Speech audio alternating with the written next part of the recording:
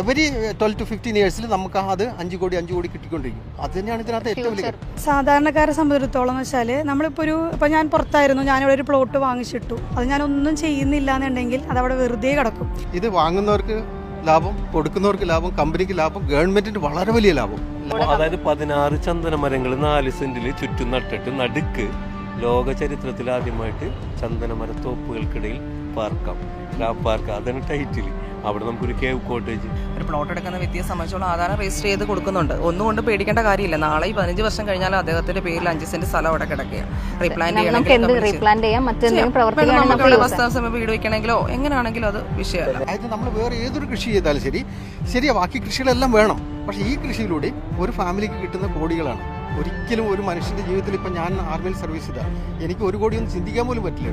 ഇപ്പൊ നമ്മൾ ഈ ഒരു പ്രൊജക്ട് പറഞ്ഞെങ്കിലും നമ്മൾ ഇത്രയും പെട്ടെന്നൊന്നും ഇത്ര വലുതാവുന്നു. 13.5 അല്ല, ഇപ്പൊ 14 സെന്റിമീറ്ററോളം വലുപ്പം വെച്ചു. നാച്ചുറലി ഇതിന് വളരെ വലിയ ഇൻകം ജനറേറ്റ് ആവും. അതിലൂടെ നമുക്ക് നമ്മുടെ നാട്ടുകാരെയും ജനങ്ങളെയും നമ്മുടെ കേരളത്തെ, ഇന്ത്യയിലെയും മൊത്തം, അതായത് ഇന്ത്യയുടെ കയ്യിൽ നിന്ന് പോയ ആ ചന്ദനത്തിന്റെ മാർക്കറ്റ് നമുക്ക് തിരികെ പിടിക്കാൻ പറ്റും.